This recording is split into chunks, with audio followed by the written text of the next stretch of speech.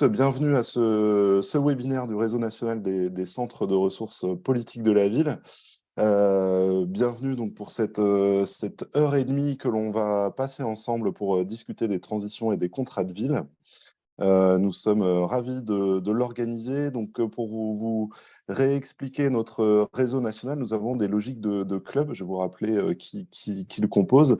Et dans ces clubs, nous avons un club transition qui a travaillé depuis quelques mois maintenant pour vous proposer ce webinaire. Donc, il s'agit du regroupement de quelques centres de ressources qui tentent d'échanger leurs expériences sur les transitions. Et le fruit de ce webinaire est justement provient justement de ce travail, et nous sommes enchantés car sur ce club transition, c'est notre premier webinaire proposé dans le cadre du réseau national des centres de ressources politiques de la ville. Alors, pour commencer, je souhaitais vous faire un petit point sur l'enjeu des transitions. Vous n'êtes pas sans savoir, je suppose, au moins du point de vue de la politique de la ville, qu'il y a une réforme en cours et que ce sujet des transitions tend à prendre de l'importance dans les travaux des CRPV et aussi plus largement dans les travaux qui sont engagés en politique de la ville.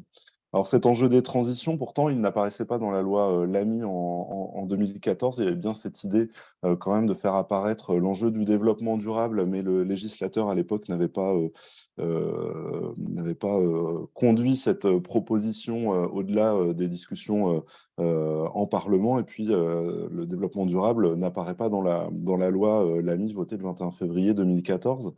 Et pourtant, depuis quelques années, ce sujet du développement durable, ce sujet des transitions, il tend à prendre une place de plus importante dans le débat public, et y compris en politique de la ville. Sur ces transitions appliquées à la politique de la ville ou au quartier prioritaire, on a effectivement une double approche.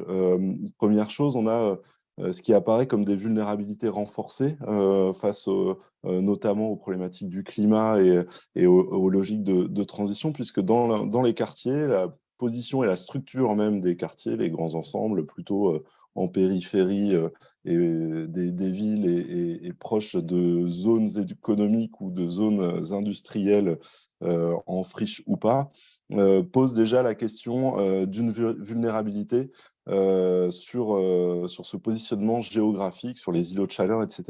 Puis il y a une autre chose, c'est aussi que ces vulnérabilités sont renforcées par les crises, alors crises et chocs socio-économiques, et qui pourront se multiplier également sur les prochaines années. Donc ces vulnérabilités, elles sont également à mettre au regard d'une autre problématique, c'est que finalement les populations dans les quartiers prioritaires sont moins émettrices de gaz à effet de serre, et donc la problématique, c'est qu'elles vont plus subir les effets, notamment du réchauffement climatique, alors qu'elles en sont moins à l'origine que d'autres populations. Donc on est un petit peu sur un dilemme, sur une tension entre ces deux aspects, et puis l'idée de ce webinaire, c'est justement d'aller essayer de creuser, de voir comment on peut y répondre collectivement sur les territoires à partir déjà des acteurs qui sont les tenants de ces politiques publiques de transition, et puis également regarder ce qui se fait à l'échelle des quartiers, à l'échelle régionale ou locale sur ces enjeux de transition, et voir comment la politique de la ville, justement, elle aborde ces questions-là. Alors, sur les centres de ressources politiques de la ville, donc pour ceux qui ne connaîtraient pas notre réseau national, les CRPV, l'acronyme de centres de ressources politiques de la ville, nous sommes 19 CRPV sur l'échelle métropolitaine et ultramarine, et nos CRPV sont chargés de qualifier, d'animer le réseau de la politique de la ville et de leur proposer des éléments de compréhension, d'information sur les différentes problématiques qui vont être rencontrées dans les quartiers prioritaires. Alors, ce réseau national, il est en cours de structuration. Vous pouvez retrouver le portail du réseau des CRPV qui est en ligne, et c'est surtout pour nous, professionnels des centres de ressources, un outil indispensable de mise en commun de toutes nos problématiques régionales au service d'une dimension nationale.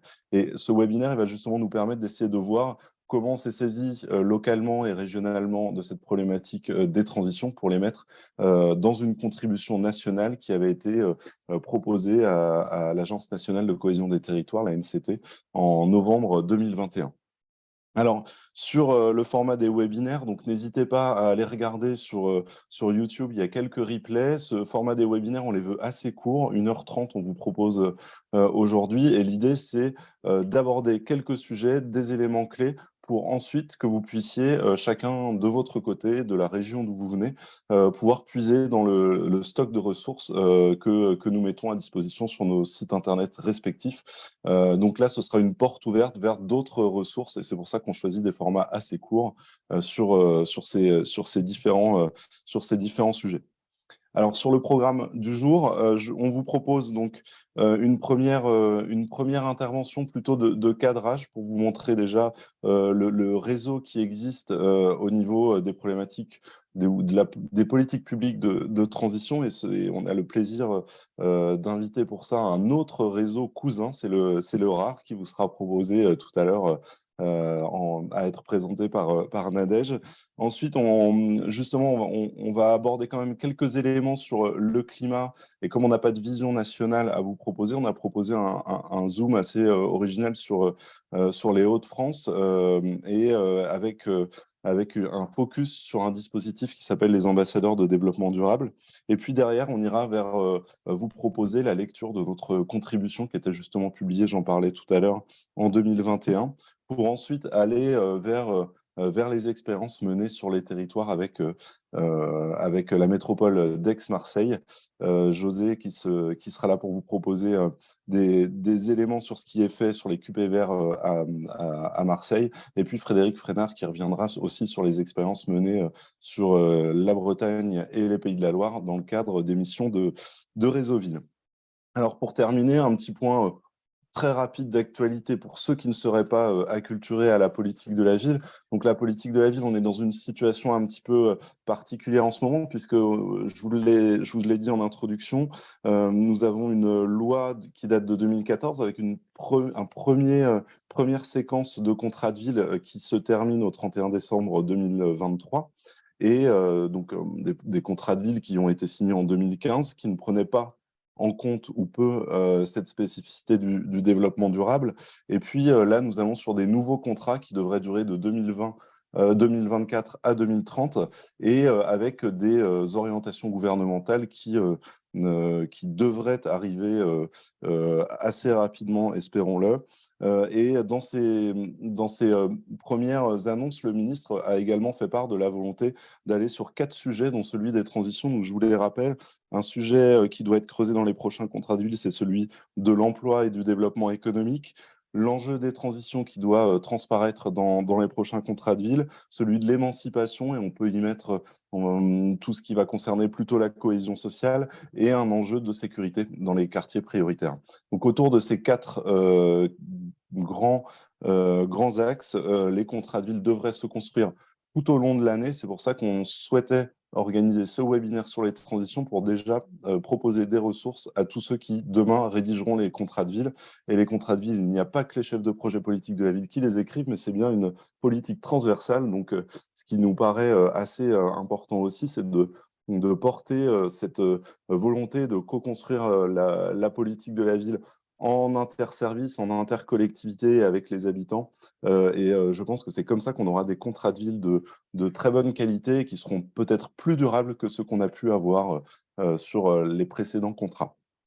Alors, comme on a promis de tenir sur 1h30, je ne vais pas monopoliser plus la parole et je vais laisser la parole à Frédéric qui va pouvoir nous animer notre premier temps sur justement un petit point de contexte sur les transitions, les réseaux d'acteurs sur les transitions. Parfait, merci Pierre-Edouard. Effectivement, ce qui nous semblait important pour débuter cette séquence, c'était aussi de parler des acteurs qui travaillent déjà sur le sujet des transitions, parce que les terrains régionaux et locaux ne sont pas exempts d'acteurs qui y travaillent. Pour autant, on s'aperçoit quand on commence à travailler sur le sujet des rapprochements politiques de la ville et des transitions, qu'il y a encore des des cultures communes à rapprocher. Et c'est ça qui va être pour nous un des enjeux forts aussi du démarrage de ces travaux sur les transitions, c'est pouvoir se comprendre mutuellement, en tout cas sur les enjeux de transition, mais surtout et certainement identifier des actions concrètes qui s'ajustent aux réalités en fait, des quartiers politiques de la ville en matière socio-économique. Et c'est tout l'enjeu de ce rapprochement qui va nous animer, en tout cas pour nous, centres de ressources et acteurs locaux des futurs contrats de ville euh, dans les mois à venir. Donc pour cette séquence, je vous proposais à Nadège Austin-Durard de nous présenter son réseau, de voir comment il se décline aussi en région et de savoir de quelle manière on peut mobiliser ces ressources au travers aussi des collaborations peut-être futures entre CRPV et Réseau Durard. Nadège, je te laisse te présenter. Oui, bonjour à tous. Merci beaucoup pour l'invitation. C'est la deuxième fois que je vous retrouve et effectivement, on a des vrais enjeux à rapprocher nos cultures, comme tu l'as dit, Frédéric. Je vais partager, alors partager mon écran. Hop. Est-ce que vous voyez bien la présentation? C'est parfait. Super, très bien. Alors du coup, le RAR, oui, nous sommes le réseau des agences régionales de l'énergie et de l'environnement. Et donc, on m'a demandé de vous parler un petit peu des acteurs de la transition qui peuvent alimenter vos réflexions. Donc, merci pour la mise en contexte parce que j'en avais besoin moi aussi, plus précisément. C'est vrai qu'on n'est pas forcément habitué à croiser beaucoup les thématiques politiques de la ville et transition. Et de plus en plus, on voit que c'est indispensable. Que sur tous les sujets, le social rattrape l'écologique et que les crises dont tu parlais, Pierre-Édouard, sont souvent liées. Nous, on parle de vision systémique et de vision globale des enjeux sociétaux. On parle de transition socio-écologique plus que seulement écologique de plus en plus. Et donc, il y a un rapprochement culturel qui est indispensable. Donc, les agences régionales, ce sont des structures de formats juridiques divers. Ça peut être associatif, ça peut être un GIP, ça peut être des SPL, mais elles sont toutes mises en place par les conseils régionaux à l'échelon régional avec l'appui des acteurs institutionnels comme l'ADEME, l'État et d'autres acteurs selon les régions pour appuyer la mise en œuvre des politiques publiques de développement durable. Elles sont reconnues par la loi LTECV, qui est la loi pour la transition énergétique, la loi de transition énergétique pour une croissance verte, par la loi pour la reconquête de la biodiversité pour les agences régionales de la biodiversité. Dans certains cas, il y a le code de l'environnement pour les observatoires régionaux des déchets, notamment, qui reconnaît eh bien, le rôle de ces structures pour capitaliser la donnée et apporter une connaissance du territoire. Je reviens sur les trois missions. Donc, ces agences qui sont vraiment mises en place au niveau de chaque région, donc selon un historique propre à chaque région, ce qui explique qu'elles ne soient pas toutes homothétiques d'une région à l'autre. Elles se retrouvent malgré tout sur un socle de missions communes. Tout d'abord, l'observation et la connaissance des territoires. Donc, l'observation, c'est l'observation environnementale. C'est connaître les émissions de gaz à effet de serre, la consommation d'énergie, les flux de déchets, toutes sortes d'indicateurs sur la biodiversité, la disparition des espèces, l'utilisation des sols. Ça peut être beaucoup de choses d'un point de vue environnemental. Ça peut être des indicateurs qui sont liés également à des enjeux sociaux, comme par exemple la facture énergétique des ménages, les enjeux de précarité énergétique, les enjeux de mobilité. Derrière, ce sont des indicateurs et des données qui sont utilisés par les territoires pour construire des stratégies qui prennent en compte les enjeux de transition. Pas forcément que des stratégies de transition, mais voilà, sur l'adaptation au changement climatique également. La connaissance des territoires, ça peut être aussi connaître les acteurs sur le territoire, créer du lien, connaître les projets, ceux qui portent des expérimentations. Donc, ça peut être beaucoup de choses.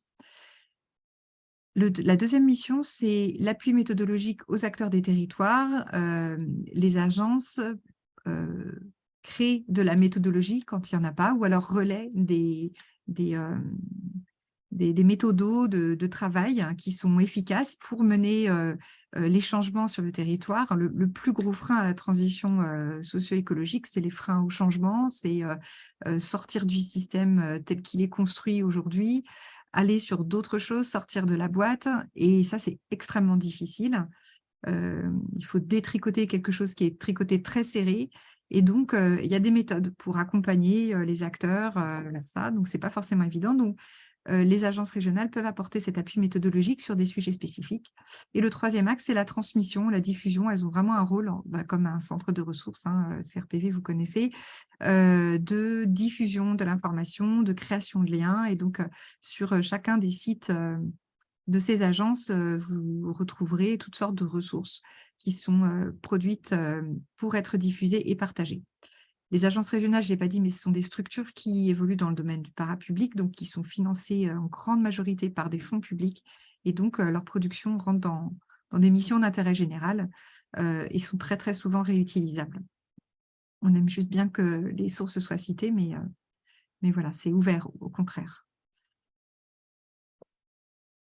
Alors, en France, il y a 17 membres au RAR. Vous voyez, on est sur toutes les régions pratiquement, sauf quelques DOM-TOM. Ça ne veut pas dire que toutes les agences travaillent de la même manière. Comme je vous l'ai dit, c'est assez varié. Il y a des agences qui travaillent sur une thématique ou deux, d'autres qui travaillent sur de multiples thématiques. Si je prends l'exemple Alter Bourgogne-Franche-Comté, à Dijon, travaille sur 5 ou 6 thématiques, sur l'énergie, le climat, les déchets, la biodiversité, la mobilité, les transformations territoriales. Et à côté de ça, on va avoir par exemple l'Ordeco en Occitanie, qui est un observatoire des déchets. Point. Mais en Occitanie, vous voyez qu'il y a aussi une AREC, une agence régionale énergie-climat, et puis une agence régionale de la biodiversité qui n'est pas dans notre réseau, mais qui travaille et qui peut apporter des ressources et des appuis pour vous, acteurs du territoire. Donc, comme je vous disais, le point vraiment peut-être sur lequel on insiste nous, au niveau du RAR, c'est qu'au niveau des agences, on promeut une vision globale des enjeux. C'est-à-dire que tout est lié. Donc, à la fois au niveau environnemental, c'est-à-dire que tous les enjeux environnementaux sont liés, mais également, également sur la dimension sociale et économique. Vous connaissez les 3 piliers du développement durable. Alors, même si on ne parle plus de développement durable, et qu'on parle désormais de transition, il n'empêche que c'est toujours d'actualité. On a 3 piliers, c'est l'écologie, le social et la pérennité économique.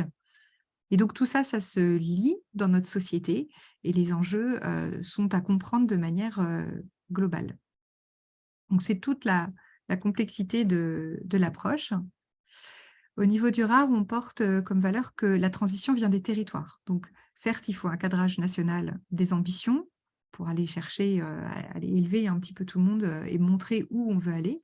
Donc, c'est pour faire le lien avec l'international, l'européen et les obligations globales. Mais là, on croit vraiment que la transition va venir de chacun des acteurs du territoire, des collectivités, et c'est là où il faut la construire, dans toute sa diversité et dans toute sa richesse. Le copier-coller ne marche pas forcément et il faut bien prendre ça en compte. Et c'est ce qui fait aussi la complexité des enjeux. D'où l'importance d'avoir un appui d'ingénierie pour accompagner les collectivités et les acteurs. Et c'est ce que les agences régionales s'efforcent d'apporter, soit directement elles-mêmes, soit en relayant auprès des acteurs amis, on va dire. Et les agences, pour cela, sont des dispositifs d'ingénierie mutualisés. C'est-à-dire que vous avez entre les plus petites agences font peut-être 6 personnes, 5-6 personnes, et les plus grosses font 30 à 40 personnes, sauf en région parisienne où là, c'est à la fois une agence régionale de l'énergie et de l'environnement et à la fois une agence d'urbanisme, et là, il y a 200 personnes. Mais tout ça pour dire que ces ressources humaines sont mises à disposition de tous les territoires. Et je pourrais détailler un petit peu nos travaux, mais le but, c'est d'apporter un service, un socle à tous les territoires qui souhaitent avoir un appui et de l'information et des ressources sur les questions de transition écologique. Évidemment, on est dans des modalités de culture de la coopération et on croit que la coopération, c'est ça qui va changer les choses. On n'est plus dans une vision verticale du pouvoir, on est vraiment dans une vision horizontale. Donc, quand on parle de changement des approches de vision systémique, c'est aussi ça qui est en jeu, c'est le rapport au pouvoir. Voilà, et croiser le technique et le sociologique, le savoir-être qui est au moins aussi important que le savoir-faire, puisqu'il y a encore, je ne sais pas, peut-être une dizaine d'années, nos agences étaient très axées sur l'approche technique environnementale. Et là, ces dernières années, on se rend compte que eh bien, c'est sur l'approche de l'accompagnement du changement que les fruits portent dans la transformation sur le terrain. Alors, on travaille en coopération avec un certain nombre d'acteurs. Donc, on a évidemment en premier lieu l'ADEME, qui est un de nos partenaires principaux, parce que l'ADEME nous soutient dans toutes les régions, soutient les agences, soutient les observatoires. Ça fait partie de leur rôle et de leur mission d'intervention pour fournir au territoire de la donnée qui puisse permettre de mettre en place des stratégies. Les ALEC, les agences locales de l'énergie et du climat qui sont mises en place auprès des collectivités, sont des structures associatives avec lesquelles on travaille. Et elles vont accompagner sur le terrain les territoires et les publics vers des comportements plus sobres en termes d'énergie et de climat. Donc, elles peuvent travailler sur la consommation d'énergie, sur l'adaptation au changement climatique, sur la mobilité, sur tout ce qui est rénovation énergétique également. Les agences d'urbanisme qui travaillent sur l'aménagement du territoire. Donc, là aussi, c'est des structures avec lesquelles on travaille de plus en plus. Comment est-ce qu'on construit une ville? Comment est-ce qu'on la conçoit dans ses circulations, dans ses modalités d'organisation spatiale pour qu'elle soit la plus durable possible. Et donc ça, c'est des sujets qui restent encore à explorer largement, mais qui sont déjà bien en route. Donc, on travaille avec ces gens-là. Les ASCA, les agences de la qualité de l'air, qui apportent tout ce qui est la connaissance de l'état de la qualité de l'air et des impacts sur la santé. Et nous, on travaille avec eux en particulier sur tout ce qui est observation des émissions de gaz à effet de serre, parce que ça fait partie des polluants. Les graines, qui sont les réseaux des structures d'éducation à l'environnement et au développement durable. Donc ça, ce sont des structures qui sont très proches du terrain et qui proposent des ateliers de sensibilisation, de formation. Je suis sûre que vous les connaissez, je ne vous apprends rien. Et qui travaillent de près avec les agences régionales pour diffuser une culture de l'environnement et de la transition et sensibiliser les acteurs, expliquer que par des petits gestes simples, par des changements de pratique, on peut arriver à changer beaucoup de choses. Bien sûr, les collectivités qui sont les publics cibles principaux et les acteurs institutionnels. Donc, ADEME, je vous en ai parlé. Il y a également l'Office français de la biodiversité, les agences de l'eau, l'ARS, etc. Et puis, tous les acteurs associatifs d'une manière générale. Ça peut être les associations environnementales, les centres permanents d'initiatives environnementales. Dans certaines régions, sont aussi les associations de consommateurs. Donc voilà, donc c'est très large, mais c'est vrai que c'est beaucoup des acteurs sur l'environnement et la transition et moins des acteurs qui travaillent sur les thématiques sociales ou politiques de la ville. Et donc, je suis ravie qu'on puisse travailler ensemble de plus en plus. Merci Nadège. Est-ce que pour rentrer dans du très concret, on peut se donner des exemples d'actions qui Oui, sont conduites par le réseau? oui, tout à fait. Alors justement, au niveau du réseau national, là, on a des travaux. Donc, on travaille, on est membre de l'ONPE, l'Observatoire national de la précarité énergétique, qui est piloté par l'ADEME. Je suis désolée, il y a peut-être un petit peu de bruit derrière moi.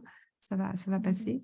Et donc, on travaille sur tout ce qui est expertise de la donnée territoriale de l'énergie, à la fois sur les logements et sur la mobilité. On est également lauréat là, depuis janvier d'un programme sur la mobilité durable et solidaire, donc le programme TEAMS qui va être lancé officiellement mardi prochain lors des assises de la transition énergétique à Bordeaux. Donc ce programme TEAMS, lui, c'est un programme C2E qui s'étend sur 4 ans et qui a pour objectif de rapprocher justement la culture de la mobilité inclusive, donc apporter des solutions de mobilité pour les territoires éloignés des solutions classiques de mobilité, et la mobilité durable, puisqu'on s'est rendu compte que c'était deux cultures qui ne se connaissaient pas très bien. Et donc, comment est-ce qu'on répond à ces enjeux de mobilité pour tous quand on voit l'arrivée, notamment, il n'y a pas que, hein, mais il y a les ZFE, les zones à faible émission, il y a tout ce qui est mobilité électrique. Ça, ce ne sera pas accessible à tout le monde. Donc, comment on fait? Et donc, on s'est dit qu'il y avait un vrai enjeu à travailler là-dessus. Et donc, ce programme Teams, donc je vous invite à suivre. Il y aura un séminaire d'information le 19, je vous redonnerai les infos après le webinaire, mais le 19 juin, pour expliquer dans le détail le programme. Mais globalement, il y a 3 axes. Il y a un axe de mise en place d'un centre de ressources sur la mobilité inclusive et solidaire, inclusive et durable. Et dans le cadre de ce centre de ressources, il y aura des formations pour des conseillers au changement individuel et des référents territoriaux à l'écomobilité inclusive pour accompagner les territoires sur la mise en place de visions transversales, systémiques, d'une mobilité durable pour tous. Et puis, il y aura des programmes expérimentaux pour les territoires. Et enfin, la mise en place, un déploiement, un financement d'actions locales. Donc là, vous pourrez en savoir plus le 19 juin.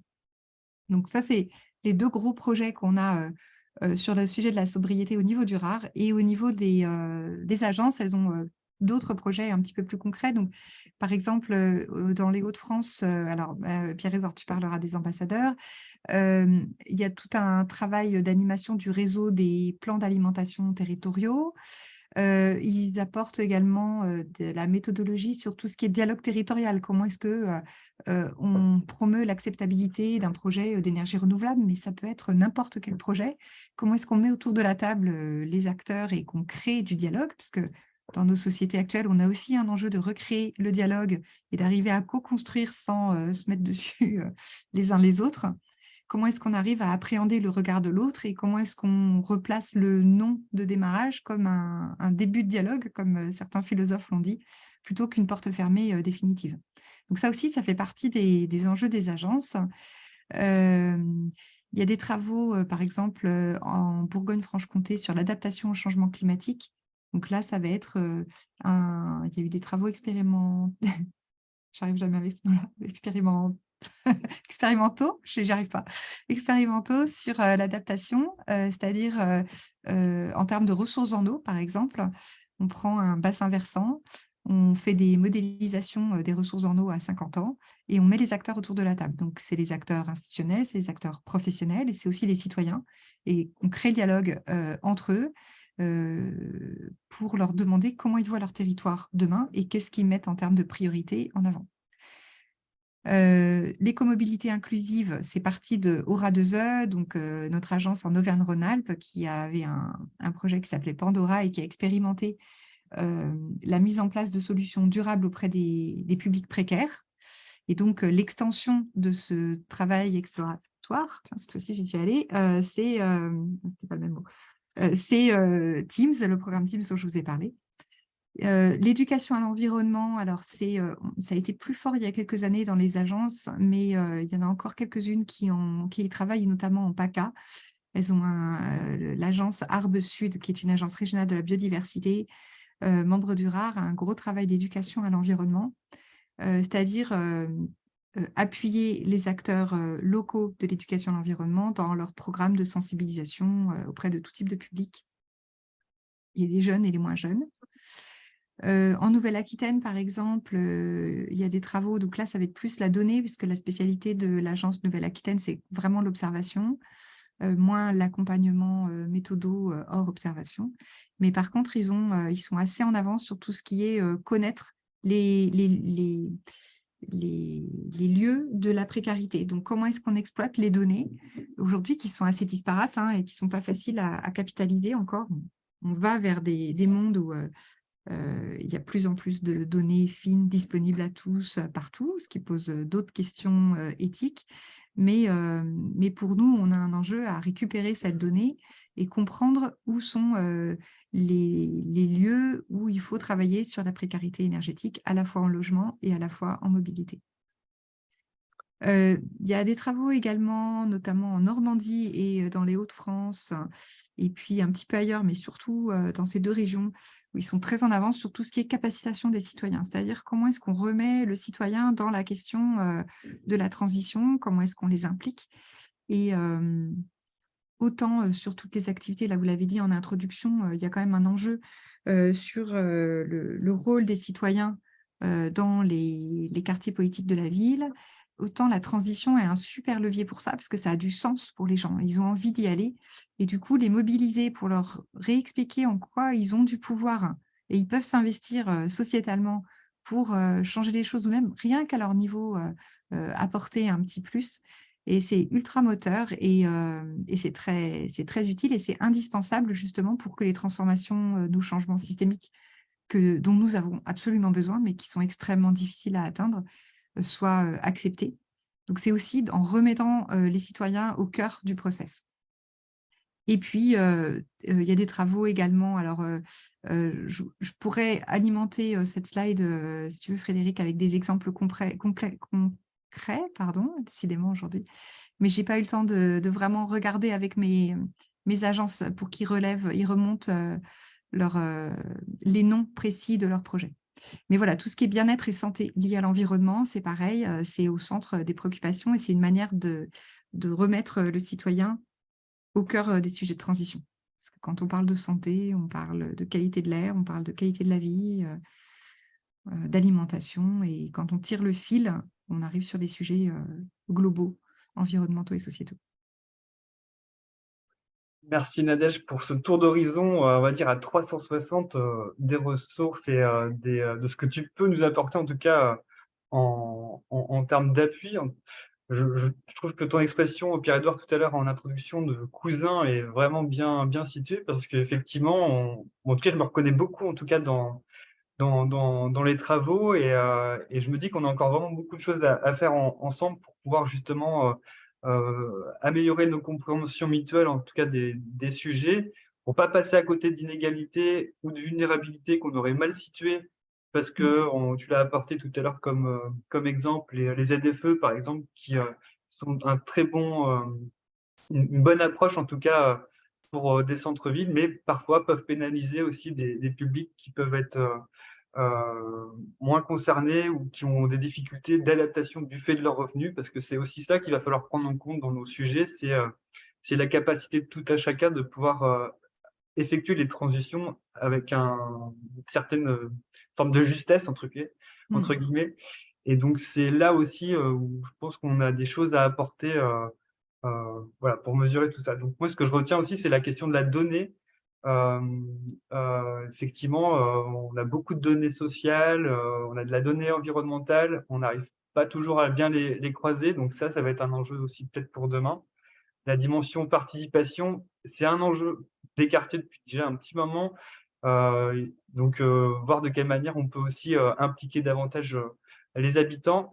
Peut-être un petit point d'attention, ça va être aussi sur la dimension du récit. On est dans des situations parfois complexes dans les quartiers et parler d'adaptation, déjà, c'est dans des contextes particuliers, ça va être compliqué, je pense aussi, de nourrir ce type de langage. Donc, quel récit on apporte et du coup, voilà, la coopération, évidemment, je pense qu'il y a un enjeu propre aussi, nous, à accompagner nos acteurs dans ces formes de travail.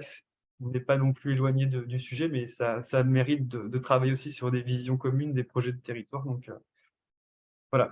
Donc, je n'avais pas vraiment plus de questions par rapport à ta présentation. Peut-être je vais laisser la possibilité aux personnes qui assistent à la conférence de poser des questions via le chat. Et puis, s'il n'y en a pas, on peut peut-être passer à l'intervenant suivant, qui est Pierre-Edouard, pour nous faire un focus plutôt Hauts-de-France. Donc, je laisse les questions. Non, c'est Tout à parti. fait. S'il y a des questions, n'hésitez pas. Et puis, comme ça me permet de lancer le diaporama suivant.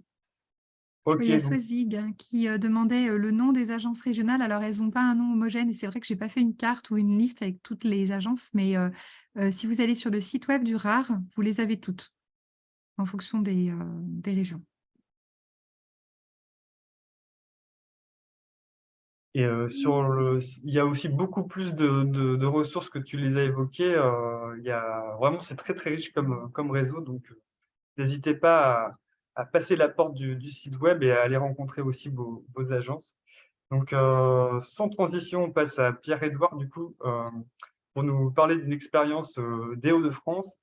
Donc, avant de nous parler des ambassadeurs du développement durable, tu vas nous faire un focus en fait sur le climat en région de France, euh, pour aussi nous donner à voir en fait les vulnérabilités climat, social que- sur ton territoire.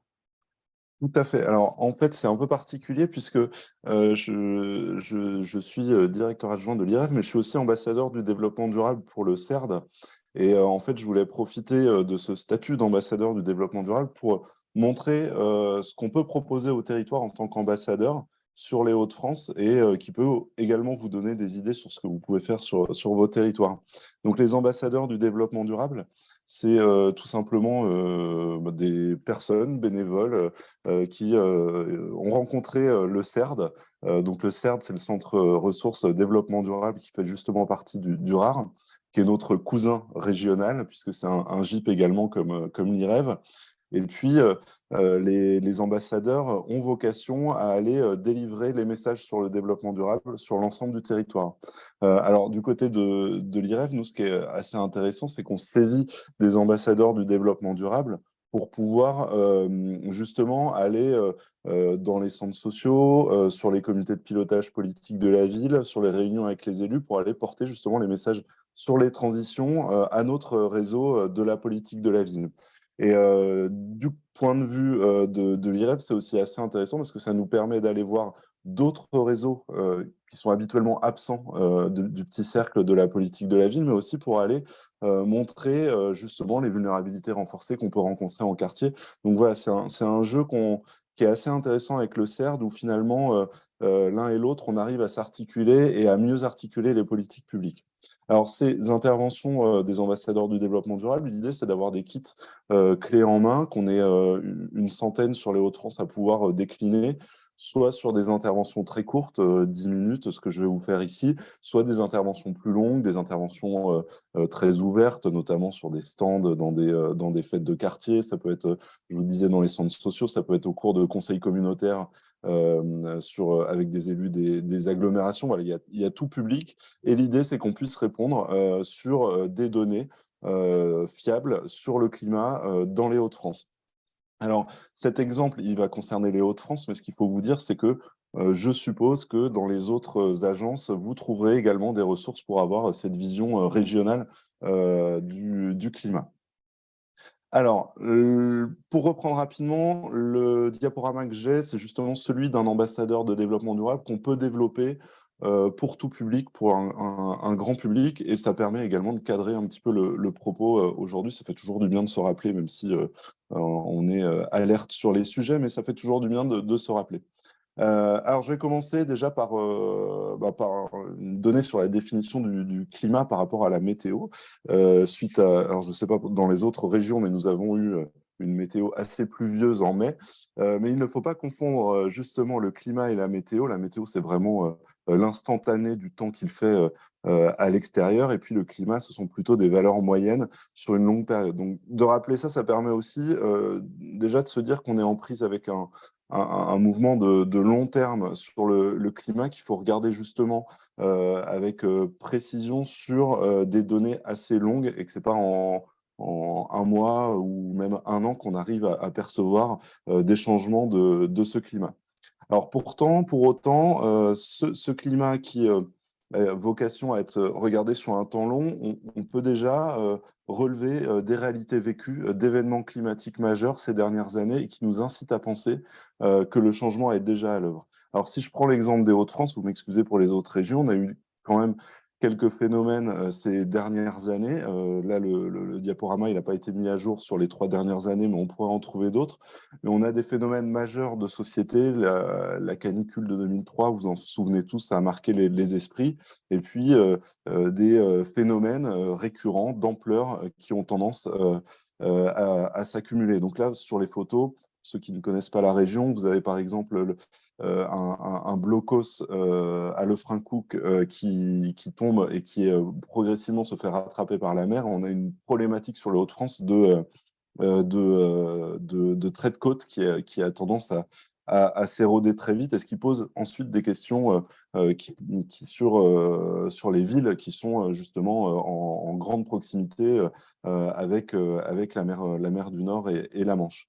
Vous avez des températures qu'on fait un petit peu sensation, c'est quand on passe les 40 degrés dans le Nord, ça représente quand même quelque chose. Donc, première température au-dessus de 40, ça arrivait dans les Hauts-de-France en août 2020. Et puis, ces phénomènes de température très fortes ont également des impacts sur les forêts, sur les feux également, qui sont de plus en plus présents. Alors, on parle souvent des incendies plutôt sur le bassin méditerranéen, mais sur les Hauts-de-France, sur l'Oise, sur l'Aisne, on a également des feux, que ce soit des feux sur les champs, les céréales, mais aussi des feux de forêt qui sont de plus en plus présents, alors à petite échelle, mais assez nombreux. Et du coup, ça commence à interpeller. Alors, ce qui se joue sur les Hauts-de-France, on pourrait faire le parallèle avec ce qui se joue au niveau mondial. Et ce qu'il faut bien voir, c'est que quelques zones dans le monde commencent à devenir inhabitables pour les êtres humains. Et c'est toujours ça qu'il faut avoir, c'est cette vision mondiale du changement climatique, et ensuite de regarder ce qui se passe également plus précisément sur son territoire. Alors, quand on commence à dire que les fortes chaleurs, je vous parlais des 40 degrés sur les Hauts-de-France, mais que certaines fortes chaleurs vont avoir un impact sur la vie humaine, on commence à changer un petit peu le logiciel et à se dire que ce changement climatique va avoir un impact durable pour nous. Alors, sur les Hauts-de-France, il y a vraiment eu une prise de conscience sur ces températures records ces dernières années, avec voilà, été après été, quelques canicules et quelques records de chaleur. Et par voie de presse, on arrive à s'apercevoir justement de ces effets et des vulnérabilités dont notre région, qui n'avait pas cette habitude, devra s'habituer prochainement.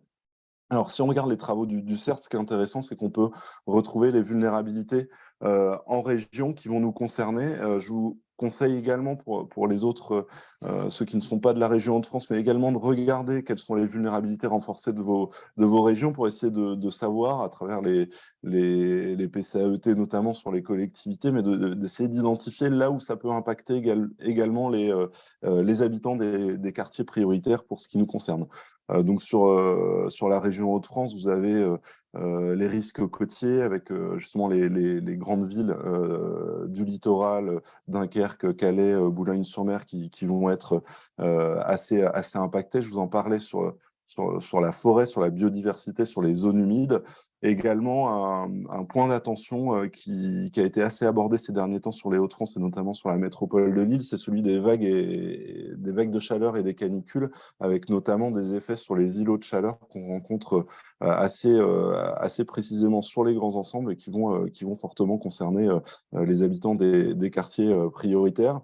On a énormément d'effets sur la ressource en eau qui sera un enjeu, et qui est déjà un enjeu pour certains territoires, notamment à Cambrai, où les nappes ont tendance à être asséchées de plus en plus tôt dans l'année, ce qui pose des questions de ressources en eau, notamment l'été. Et puis, ces phénomènes vont s'accentuer. Donc, en fait, la distribution en eau sur les Hauts-de-France va devenir un enjeu prochainement. Et puis, des problématiques spécifiques, c'est par exemple le retrait gonflement des argiles, le RGA, qui va provoquer des fissures dans les maisons. Et ça veut dire que le bâti ancien va être impacté sur certaines communes. Notamment, ça peut avoir des effets assez forts. Alors, quand on regarde une cartographie sur les Hauts-de-France, on voit que le changement climatique dont je vous parle, il est déjà à l'œuvre, puisque si on regarde les températures, par exemple, sur Lille ou sur Beauvais, on est déjà à plus 2 degrés sur les 60 dernières années, qu'on a déjà quelques centimètres de plus, notamment sur le Dunkerquois. Et puis, ce qui peut impressionner également, c'est les moins 28 jours et moins 24 jours de gel sur les villes du littoral, Abbeville et Boulogne-sur-Mer. Ça fait quasiment un mois de gel en moins par an, et ce qui équivaut à avoir certaines saisons sans gel, certains hivers sans gel, comme cette année quasiment. Du coup, ça pose également la question de la biodiversité, c'est comment la biodiversité va va s'adapter et comment on va changer nos modes de culture. On est une région assez agricole aussi, c'est le cas dans beaucoup de régions de France. Voilà, ça va poser toutes ces questions-là. On a par exemple 36 jours d'ensoleillement en plus sur le Saint-Quentinois, ce qui pose aussi pas mal de questions justement sur la ressource en eau notamment, et je vous en parlais sur le Cambrésis également.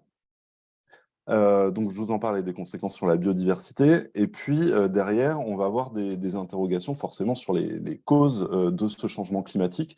Les causes, vous les connaissez, mais on peut les rappeler quand même. Les causes, elles vont être liées notamment au transport d'individus, transport de marchandises. Ça va être un des gros secteurs à surveiller.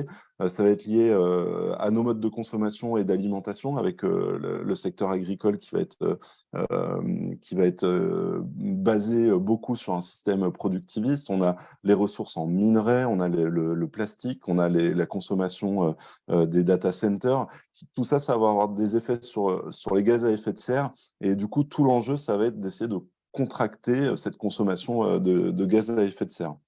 Je vous laisse ce petit schéma quelques secondes, juste voilà, pour vous montrer que le gap est encore assez important à croître. On a une concentration des gaz à effet de serre qui est record et qui a augmenté avec toute la période industrielle que nous connaissons. Et les chiffres, l'inflexion de la courbe n'est pas forcément encore atteinte dans le monde.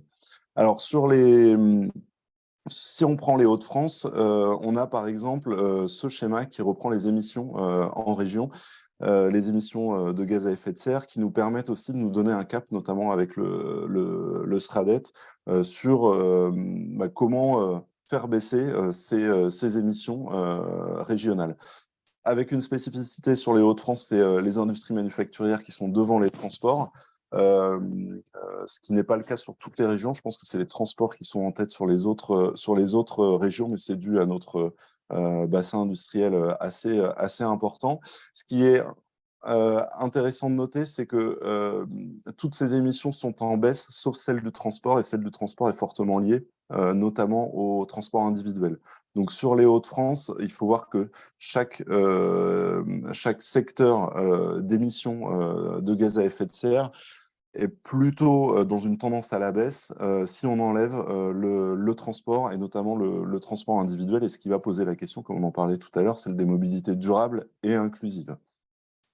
Alors, si on regarde la trajectoire, pour vous donner aussi un ordre d'idée de ce qui nous attend, on a bien une baisse progressive des gaz à effet de serre, mais on voit que sur les objectifs à atteindre, moins 40% en 2031 de nos consommations de gaz à effet de serre, et puis la neutralité carbone à 2050, on voit que le gap est encore assez important, qu'on arrive à réduire un petit peu, mais qu'on n'est pas encore sur le décrochage qui permettrait la neutralité carbone en 2050.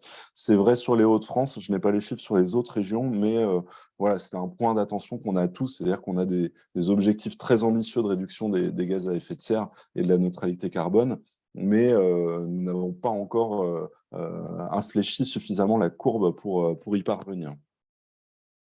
Alors, pour réduire notre impact, deux solutions, et là on arrive plutôt sur le concret et ce qu'on peut réemployer ensuite en politique de la ville. On a d'une part la stratégie d'atténuation, c'est-à-dire réduire nos émissions, c'est-à-dire augmenter la capacité à capter du carbone, donc c'est augmenter les puits de carbone, notamment les forêts, et puis tout ce qui va concerner la sobriété, c'est-à-dire que ce qui n'est pas consommé, envoyé dans l'atmosphère, est finalement déjà gagné sur l'avenir. Et puis, une autre stratégie, deuxième stratégie, c'est celle de l'adaptation. Nous l'avons vu, le changement est déjà à l'œuvre et nécessite déjà des adaptations. Alors, sur les Hauts-de-France, on peut le voir avec les températures. Hein, c'est regarder l'isolation des bâtiments. On avait plutôt tendance à regarder l'isolation d'hiver sur les Hauts-de-France. Maintenant, il faut aussi regarder si nos bâtiments passent les grosses périodes de chaleur, s'adapter au risque, avec le risque l'aléa climatique qui a tendance à s'emballer. Et puis, voilà, essayer aussi de s'adapter à tout ce qui pourrait être bénéfique sur cette dynamique de transition. Et là, je vais plus forcément parler d'enjeux dont on a parlé. Ça peut être des enjeux de changement de l'économie, c'est comment on arrive à faire mieux de l'économie, mais aussi mieux du social, on en a parlé. Et également améliorer nos mobilités, améliorer la participation des habitants dans les décisions qui seront prises. Et ça fait partie aussi des adaptations des politiques publiques à ce schéma global qui nous attend. Alors, sur la transition ou les transitions, il y a un débat. Je vous ai choisi cette diapo également pour vous montrer que ce qu'on appelle la transition, en fait, un caractère multiple, hein, avec des transitions qui peuvent être écologiques et énergétiques, mais également numériques. C'est-à-dire que tout passe de plus en plus par le numérique. Ça pose plein de questions sur l'accès aux données, l'accès aux services publics. Le tout numérique, il est également extrêmement euh, consommateur en énergie et donc en gaz à effet de serre. Donc, comment on arrive à concilier sobriété et numérique, c'est des enjeux qui vont nous concerner demain. Puis, je vous en ai parlé, le changement vers plus d'économie sociale et solidaire permettrait peut-être d'avoir des sociétés plus résilientes, d'avoir une agriculture, et on en a l'exemple en politique de la ville avec les quartiers fertiles, une agriculture plus en circuit court, des boucles alimentaires plus pertinentes, des enjeux démocratiques. Et effectivement, on sait l'impact que peuvent avoir les perturbations mondiales sur les régimes politiques, on peut s'interroger également sur le modèle démocratique et essayer d'élaborer un modèle vertueux sur cette transition démocratique. Alors, diapo pour finir également, je vais essayer de ne pas prendre trop de temps et j'espère que je n'ai perdu personne en route sur ce petit donut qui est toujours intéressant à se rappeler, savoir qu'on doit vivre demain entre un plancher social et un plafond environnemental.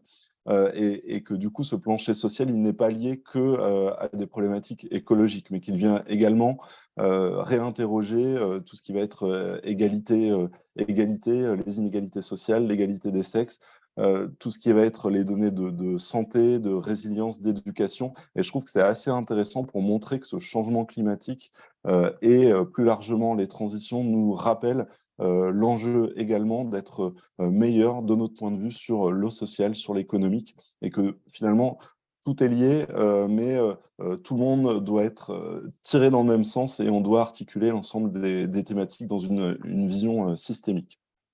Alors voilà ce que je pouvais vous proposer sur ce petit propos de cadrage assez court que j'ai pu faire pour vous rappeler un petit peu les enjeux du climat et puis essayer de vous donner aussi des billes pour pouvoir avancer auprès de vos acteurs locaux également sur ce sujet entre transition et politique de la ville. On va voir un petit peu plus précisément dans la suite des interventions comment justement en politique de la ville on peut se raccrocher à ces transitions à l'œuvre pour améliorer nos politiques publiques. Frédéric, je vois que tu lèves la main. Oui, c'était juste pour transmettre une question de Fanny, pour savoir s'il y avait des équivalents du CERN dans d'autres régions, notamment en Aura. Je crois que le CERN est assez unique. Alors oui, donc le CERN en tant que centre de ressources développement durable, je crois que c'est un des seuls centres de ressources, mais ensuite il faut reprendre la carte du rare pour essayer de regarder sur chaque région qui peut jouer ce rôle, sachant que sur le CERD, n'hésitez pas à aller voir leur site internet, toutes les ressources sont disponibles en téléchargement et c'est une mine d'informations hyper intéressante. Donc, n'hésitez pas, il y a plein d'outils méthodologiques, d'outils, de ressources, de données avec l'Observatoire Climat. Donc, vraiment, n'hésitez pas à aller voir dessus et à vous servir de la carte du rare également pour essayer d'identifier dans votre région qui peut jouer ce rôle et ce qui est proposé également par cette agence ou ce centre de ressources. Nadège, je peux te laisser la parole dessus? Oui, ce que tu as dit est juste, c'est pour compléter, effectivement, on n'a pas 2 agences qui sont identiques. Voilà, ça c'est issu de l'historique et la manière dont elles sont construites. C'est vrai que le CERD est très avant-gardiste sur son appréhension des enjeux de société, de transition juste. Et ça fait des années qu'ils travaillent sur le sujet de l'accompagnement au changement, bien plus largement que beaucoup d'autres agences. Néanmoins, il y a d'autres agences, et notamment, je pense à la NBDD et l'Agence normande de biodiversité et de développement durable, qui travaillent beaucoup sur toute cette dimension sociale, en fait, des comportements des gens et de l'appui au changement. Il y a également Alter, qui a une vision assez systémique, transversale des enjeux. Donc, il faut regarder vraiment dans chaque région. Il y en a qui vont être plus axés, il y a des agences qui vont être plus axées sur la donnée et sur une ou deux thématiques. Il y en a d'autres qui seront plus larges. Mais il ne faut pas hésiter à aller voir sur leur site web ou à les contacter pour qu'ils vous renvoient vers d'autres ressources portées par d'autres acteurs régionaux sur les sujets qui vous intéressent. Alors, si vous avez d'autres questions, n'hésitez pas à lever la main ou à poser directement dans le chat.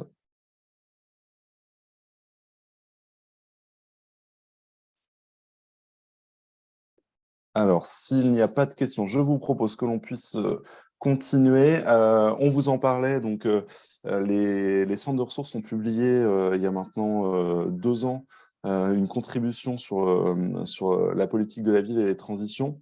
Et on souhaitait un petit peu vous la présenter, comment elle a été construite et puis son contenu, pour essayer aussi de voir comment, depuis 2 ans, nous avons également avancé du côté des centres de ressources et du côté de la politique de la ville. Jonathan, je te laisse la parole pour présenter la contribution. Oui, merci beaucoup, Pierre-Edouard. Donc, je suis Jonathan Delpech, moi je suis le directeur de Pays Quartier Nouvelle-Aquitaine, qui est un centre de ressources en Nouvelle-Aquitaine, comme le titre l'indique. Peut-être revenir 2 secondes sur finalement cette contribution, à quoi elle répond. Elle répond à une sollicitation de l'ANCT, mais qui s'interrogeait sur les dynamiques en cours de transition avec un S dans les quartiers. Et puis, elle nous a permis aussi de nous interroger, nous, en tant que centre de ressources, sur ce qu'on avait pu conduire comme accompagnement. Et la première information, c'est qu'on n'est pas sur une histoire récente, en fait, quand on évoque l'accompagnement à ces sujets-là, et qu'il y a beaucoup d'initiatives de territoire qui sont en cours déjà depuis des années. À partir de cette attente-là de l'ANCT, on s'est réunis 11 centres de ressources pour travailler dessus, pour lesquels on a fait remonter des initiatives de territoire qui nous semblaient exemplaires, ou en tout cas illustraient ce qui se joue en ce moment dans les quartiers. Et donc on a une 50aine d'initiatives qui sont dans la contribution, et j'invite en tout cas tous les participants, mais vraiment d'aller télécharger cette contribution. Vous pouvez aller lire les enseignements, mais vous pouvez aussi regarder les initiatives qui sont très inspirantes des autres territoires pour enclencher les transitions dans les quartiers. Et donc vraiment, nous, c'est comme ça qu'on est travaillé. On a travaillé sur l'observation des pratiques et des dynamiques territoriales.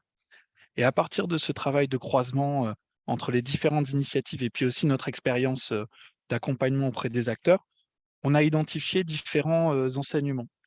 Au début, je voulais vous parler de contexte, de certains enjeux et tout ça, mais je vais plutôt me concentrer sur les enseignements, parce que Pierre-Edouard a bien balayé, puis la présentation du RAR aussi, finalement, pas mal d'enjeux qui structurent ce sur quoi on doit travailler lorsqu'on croise politique de la ville et la question des transitions.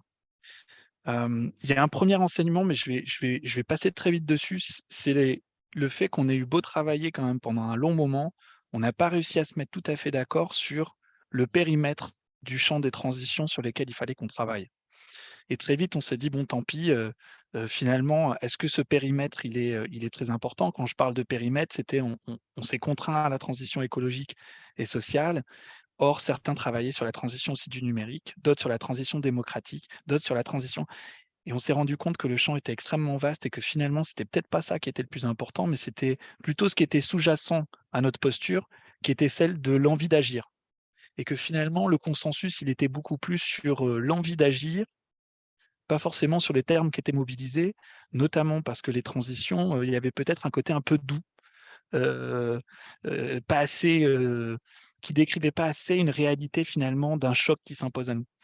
Et donc, il y a eu beaucoup de débats que je ne vais pas refaire maintenant, mais qui nous ont permis de dire que finalement, on pouvait le dépasser en prenant une posture qui était celle de l'action.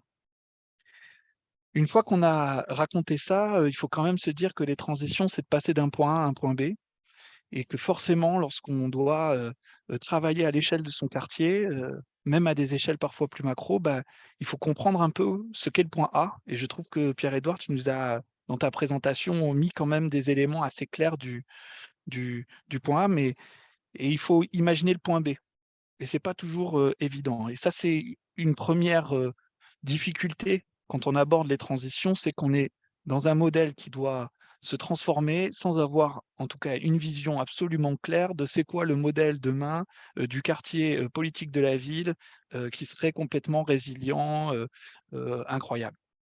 On sait qu'il devrait être décarboné, on sait qu'il devrait avoir une attention forte sur la régénération des ressources, on sait qu'il devra avoir une attention sur la biodiversité et on sait qu'il devra avoir une attention très, très forte sur les inégalités sociales. Mais une fois qu'on a dit ça, on doit rentrer sur des choses plus concrètes qui sont comment on se nourrit, comment on fait tout ça. Une fois dit ça, on est parti sur, les initiatives et sur les initiatives, on s'est rendu compte d'une part qu'il y avait des entrées qui étaient plus empruntées par les territoires. L'une des entrées, c'est celle de l'alimentation, de l'agriculture urbaine et puis une autre grosse entrée qui est celle de l'adaptation du cadre de vie et des mobilités. C'est des grandes entrées. Alors derrière, il y a des actions qui sont extrêmement systémiques et qui sont, là, je viens de dire 2 gros pavés, mais quand on regarde chaque initiative, on se rend compte qu'elle est, très diverse, en fait, et qu'elle répond à chaque fois à plein de différents enjeux, des enjeux sociaux, environnementaux, et cetera. Mais ça, ce sont les entrées les plus empruntées. Et en analysant finalement, comment elles ont pu se mettre en place, on s'est rendu compte que la première chose, ça paraît une évidence, mais c'est que le précédent contrat de ville, il n'était pas vraiment fait pour soutenir les initiatives des transitions. Et du coup, la première attention à avoir, c'est que le prochain véhicule juridique qui porte le contrat de ville et tous les soutiens ou le soutien qui doit être apporté dans le cadre, du contrat de ville, en termes de véhicule juridique, de partenariat, de conventions, nécessaires à mettre en place, il faut que ce véhicule juridique permette de faciliter les transitions. Et donc il y a un travail, en creux qui nécessite à mettre en place les bonnes conditions d'un déploiement des transitions, écologiques. Ceci dit, quand bien même il n'y avait peut-être pas le véhicule juridique facile pour soutenir ces initiatives, il y a quand même eu énormément d'initiatives. Et donc ça, c'est quand même plutôt un point, encourageant lorsqu'on regarde les dynamiques dans les quartiers. Hem, peut-être en tout cas, le moteur qui est ressorti de toutes les initiatives quasiment qu'on a recensées, pas toutes, mais quasiment toutes, c'était, la question de la justice sociale. C'est-à-dire que quand on parle des transitions dans les quartiers, tout de suite, le moteur, en tout cas la motivation, quasiment première de beaucoup des initiatives, c'était, travailler sur la question de la justice sociale et faire en sorte d'atténuer le risque que tout le monde voit un peu, arriver, qui est en gros, les transitions, il y a ceux qui vont pouvoir, l'adopter et mettre les efforts individuels ou financiers pour pouvoir les faire et puis il y aura les autres. Et donc pour éviter ces inégalités face, aux transformations de modèles auxquelles on doit faire face dans les prochains temps, il y a cette attention qui est vraiment première dans toutes les initiatives et les acteurs qu'on a pu rencontrer sur ce travail-là.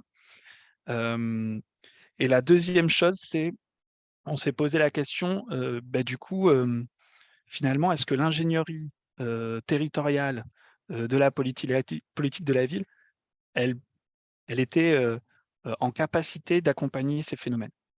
Et très vite, en se posant la question, on s'est dit, d'une part, elle possède quand même beaucoup d'atouts. C'est une ingénierie qui est incroyable. Elle est incroyable à plusieurs titres. Le premier, c'est qu'elle a cette capacité à faire coopérer des acteurs dans des mondes et des univers très différents aujourd'hui, au service des habitants du quartier, mais plus largement pour accompagner les initiatives qui s'y jouent. Cette capacité à faire coopérer des univers différents, quand on sait qu'on doit aller vers un univers, qui est un peu, nouveau pour nous quand on entend, voir, l'agence du rare, les mots qui sont mobilisés, c'est peut-être pas l'univers, le langage qui a été celui de la politique de la ville pendant beaucoup d'années. Mais l'ingénierie territoriale et la manière dont on déploie les projets dans le cadre de la politique de la ville est capable de créer les conditions de coopération pour accueillir ce nouvel univers d'une certaine manière. Le deuxième point, c'est, la, la capacité, d'une certaine manière, à penser les habitants dans le processus. Beaucoup des initiatives qui étaient portées, ce sont des initiatives qui partent des citoyens. Il y a une vraie dynamique qui part des citoyens et encore une fois, je reviens sur l'ingénierie territoriale, mais elle est capable aussi. Dans son processus, elle en a l'habitude. C'est peut-être une des politiques publiques qui fait en tout cas, qui porte une vraie attention, c'est la participation des habitants. Et ça nous semblait être aussi un atout fort dans la capacité de mise en œuvre. Le dernier point, c'est cette vision systémique de démarche intégrée qui, encore une fois, est dans l'ADN de la politique de la ville. Donc, on s'est dit, ça, c'est des atouts incroyables. Par contre, on a besoin de travailler, il y a quand même des zones d'effort pour que demain, on puisse, en tant qu'ingénierie ou chaîne d'ingénierie d'accompagnement aux initiatives dans les quartiers, il y avait des zones d'effort à avoir. Le premier, c'est que, et je trouve que c'est vachement bien fait, merci Pierre-Édouard, tu nous as montré des éléments macro qui arrivent. La difficulté, pour l'avoir discuté avec certaines agences, c'est d'arriver à l'échelle du quartier, à l'échelle même parfois de certaines intercommunalités sur des sujets, pour voir ce qui se joue concrètement. Et on a un peu besoin de 2 niveaux, c'est-à-dire on a besoin de connaître et avoir de la donnée, et de la donnée précise, utile, pour se dire on en est où et comment, vers où on va. Et puis on a besoin aussi de mieux comprendre ce qui se joue, qu'est-ce que ça veut dire 2 degrés ou 3 degrés de plus, quand on est dans, un logement mal isolé? Qu'est-ce que ça veut dire quand, on sait, nous, par exemple, en Nouvelle-Aquitaine, qu'une grande partie, des quartiers, ils ont pas d'îlot de fraîcheur? Donc qu'est-ce que ça veut dire, tout ça, en termes de vécu? Et donc on a besoin de travailler à ça. Ça veut dire que l'ingénierie territoriale, mais les acteurs de la politique, tout à l'heure je dis l'ingénierie, mais les acteurs de la politique de la ville dans son ensemble doivent adopter demain de nouvelles paires de lunettes. À la fois pour avoir des données, et ça, les données, ça peut pas être tout un chacun et chaque territoire qui doit travailler tout seul à essayer de trouver les données. Donc ça, il faut vraiment avoir un travail de coordination, de partenariat, et encore une fois, je reviens sur ce que c'est bien faire la politique de la ville, c'est le partenariat. Et le deuxième point, c'est cette question du rapport au vivant, qui est franchement pas évident, tout d'un coup, de fabriquer des projets où il faut penser à la régénération des ressources, à l'impact que ça peut avoir sur la biodiversité qui est, en attenante à mon projet ou même au sein de mon projet. On avait des initiatives qui étaient très claires sur ça, qui étaient sur la renaturation, qui étaient sur, les jardins partagés, et quand on part sur des projets un peu plus durs ou un peu différents, où on sort de l'évidence que la nature est au cœur du projet, bah, tout d'un coup, il faut passer à la question de l'éco-conception, à l'analyse des cycles de vie pour voir si, je vais essayer de donner un exemple pour être plus concret, mais sur l'eau. Heu, Aujourd'hui, il faut penser à la manière dont on va, imaginer l'eau, comment elle va être consommée, comment on va essayer de faire en sorte qu'elle soit de qualité après l'usage pour pouvoir, la mettre dans un autre circuit, comment on peut la capter, comment on désimperméabilise. C'est tout ça qui, du coup, doit être dans notre logiciel et qui n'était pas avant. Et ça, c'est des vraies zones d'effort et pour lequel, si on veut y arriver, il ne faut pas devenir un expert. C'est pas possible, on va pas, sinon on va tous, exploser. Non, il faut s'appuyer sur les expertises qu'on peut capter. Et donc, je trouve que la présentation d'Urard tout à l'heure, elle était, je trouve, assez inspirante pour se dire qu'on n'est pas, comme je l'ai dit, on part pas de rien, on n'est pas sur une page blanche. Il y a plein de quartiers plein d'initiatives qui existent et surtout, il y a plein de ressources. Par contre, on a vraiment besoin d'une ingénierie qui fasse le lien. Et du coup, à ce titre-là, on trouve que l'ingénierie politique de la ville a beaucoup d'atouts et a besoin finalement qu'on lui donne tout le soutien pour qu'elle puisse jouer son rôle de catalyseur, au sein d'un futur contrat de ville qui, d'une certaine manière, donne réellement, du je dirais les outils, les moyens, des ambitions, de celle des transitions. Je ne vais pas être beaucoup plus long parce que le dernier point qui nous semblait, important, c'était de dire que, en fait, si le récit il est assez alarmiste quand même, quand on lit, ce que tu nous as présenté Pierre-Édouard, on se dit quand même: «C'est compliqué quoi, hein». On n'est pas sur un truc très, très simple. Hem Et qu'on regarde les initiatives, c'est rassurant. C'est-à-dire que quand on passe du registre de l'enjeu qui fait peur à celui de l'action et quand on rentre dans l'action, c'est plus rassurant parce qu'on se dit: ah, il y a plein de trucs qui sont en route. Il y a plein de trucs qui démarrent. Et en plus, on voit que les citoyens sont extrêmement moteurs dans tout ça. On voit qu'il y a des stratégies locales qui sont en train de se mettre en œuvre à l'échelle communautaire qui vraiment portent un réel horizon. On voit qu'il y a dans certains territoires le lien entre le quartier et ses feuilles de route territoriales qui sont portées par des PCAET, que ça peut être des projets alimentaires, s'opère. Dans beaucoup d'autres, l'une des zones d'effort, ça sera celle de faire ces liens entre le quartier et les stratégies locales, supracommunautaires ou communautaires, pour donner du sens à ce qui va se jouer à l'échelle des quartiers. Mais il se joue quelque chose, si on regarde finement, il se joue un récit assez positif des transitions dans le registre de l'action, qui peut être intéressant. Bon, une fois qu'on a dit ça, nous, en tant que centre de ressources politiques de la ville, on a conscience qu'il faut être aussi à notre place dans l'accompagnement au changement. Et je trouve que le terme, il est assez bien dit, c'est qu'on a capitalisé grâce à nos pratiques sur beaucoup de choses pour accompagner les quartiers dans la fabrique de feuilles de route territoriales. On sait construire des feuilles de route territoriales, mais pour aller sur les transitions, on aura besoin, en tout cas collectivement, d'aller chercher les bonnes ressources, les bons outils. Et j'espère que dans les témoignages qui vont suivre, je fais une transition, hein, mais si vous avez des questions, on peut s'arrêter. On pourra illustrer d'une certaine manière comment certains territoires sont passés à l'action et finalement à quel point, même si on se sent, et je le dis même à titre, je dirais, de structure parfois démunie face à ces grands enjeux, on est plein de ressources et qu'en travaillant ensemble, c'est un peu l'idée, on va être capable de surmonter les épreuves à venir. Donc voilà ce qu'on peut dire au titre de la contribution des CRPV. Merci Jonathan, et je vous encourage à aller la télécharger et la lire. Je l'ai mis dans la fenêtre de discussion tout à l'heure. On avait une question, alors question ou réflexion autour des enjeux justement des transitions dans la fenêtre de chat qui disait justement, alors qui faisait écho à nos dilemmes politiques de la ville entre le social et l'urbain, où finalement la problématique de cette personne, Rémi Crouzoullon, si je prononce bien, qui nous sépare justement d'interventions surtout urbaines pour porter ce sujet des transitions dans les quartiers, et peut-être que l'impact social est moindre, ou les initiatives sociales ou citoyennes sont peut-être moins importantes à prendre en compte dans les transitions. Jonathan, est-ce que tu souhaites répondre à cette affirmation? Je ne suis pas sûr d'avoir compris le sens de l'affirmation exactement, mais si j'ai bien compris, c'est qu'il y a une priorité ou en tout cas, il y a un effort plus important à conduire sur le cadre de vie, c'est ça? Oui.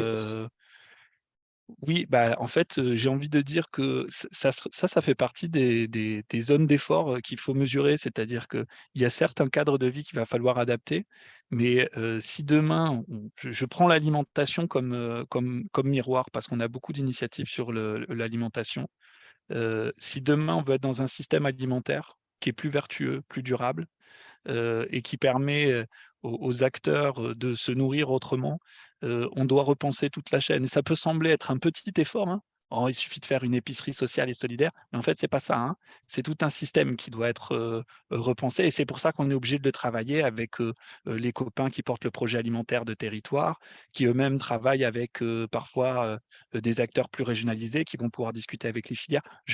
Ça peut paraître rien, c'est des petits ficelles contraintes, mais effectivement, quand on parle à l'échec des quartiers et du coût et de l'effort, financier et cetera, on peut se dire que le cadre de vie sera l'une des choses, prioritaires.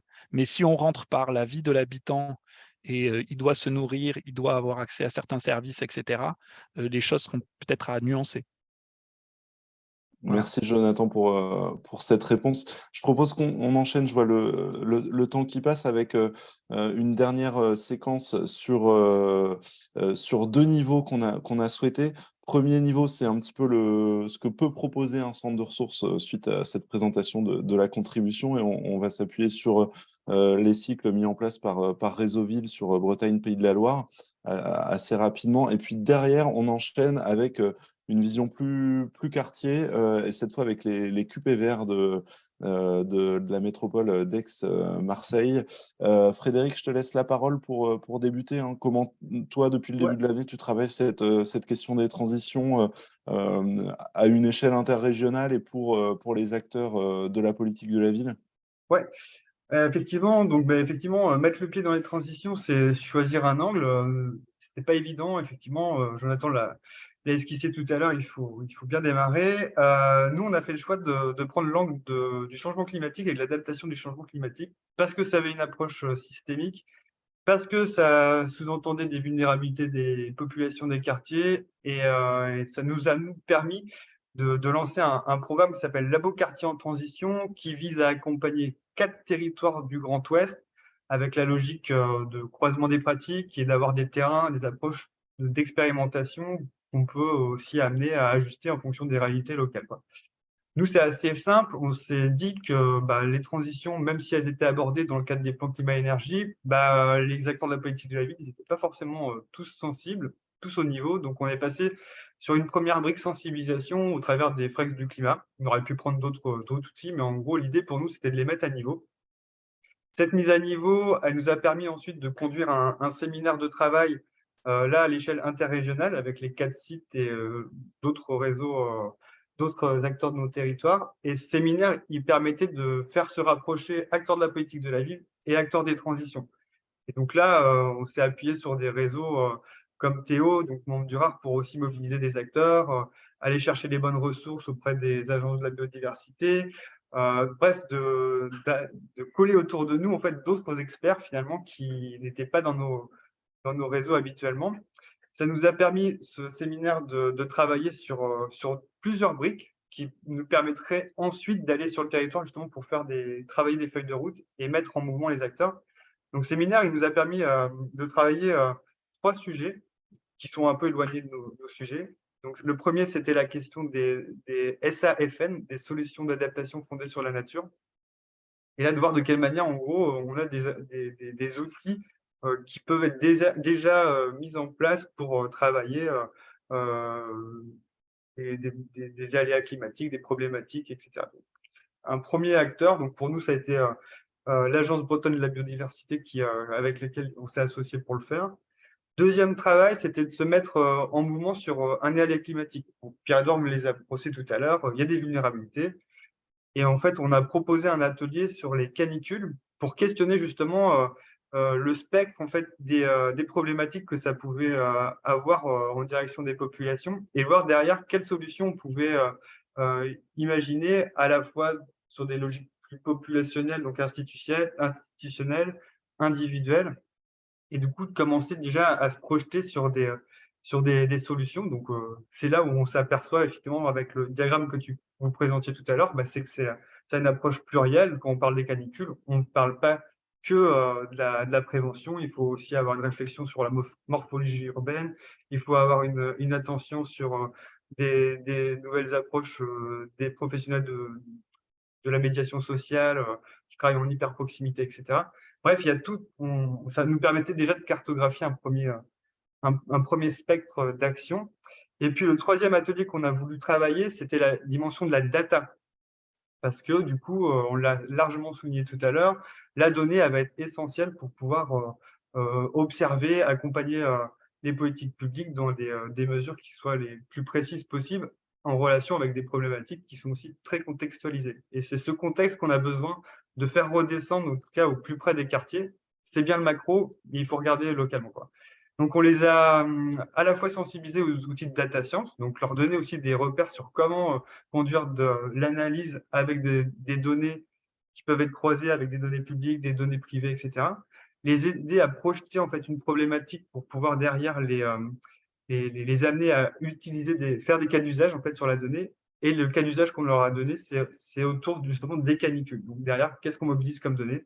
Qu'est-ce que ça nous permet de croiser? Et qu'est-ce que ça peut nous permettre de dire pour nos territoires? Donc, ces trois outils du séminaire, voilà, ça nous permettait de mettre un peu à niveau tous les acteurs politiques de la ville, transition, acteurs de la donnée autour de ces sujets-là, ce qui va nous permettre dans un troisième temps d'aller en fait sur chacun des territoires pour construire des feuilles de route avec les acteurs de la politique de la ville. Donc, acteurs de la politique de la ville, c'est les acteurs pluriels, hein, État, collectivités, associations, habitants, bailleurs, etc. Se construire une feuille de route. Et ce travail, on va le faire aussi avec les acteurs de la transition sur chacun des territoires, justement pour croiser ce qui existe déjà et ce qu'on peut adapter, imaginer de nouveau, en tout cas sur chacun des territoires. Ça va leur permettre ensuite de pouvoir rentrer en tout cas dans les futures contractualisations avec déjà de la matière pour savoir où se situer sur leur futur contrat de ville. Ça, c'est les 3 briques. Et la 4e brique que l'on va mettre en place dans ce programme, je l'ai un peu exprimé tout à l'heure sur le volet atelier data, c'est de mettre en place un programme data en fait, sur ce cycle, en accompagnant les 4 territoires à vraiment travailler sur des cas d'usage. Donc, on ne les a pas encore, mais l'idée, c'est vraiment qu'ils expérimentent en fait une autre approche de la donnée et sur un projet collectif.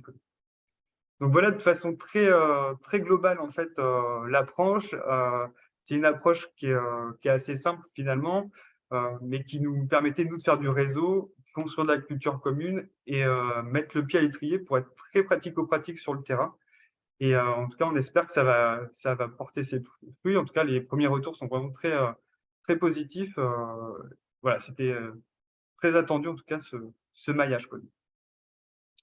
Voilà Merci pour Frédéric. Je sais que tu as un train qui va t'attendre dans pas longtemps. Il y a une question sur les disponibilités des données à l'échelle QPV. Comment vous avez fait avec vos data pour, justement pour avoir accès à ces données? C'est vrai que c'est une grosse interrogation sur les ouais. diagnostics des prochains contrats de ville.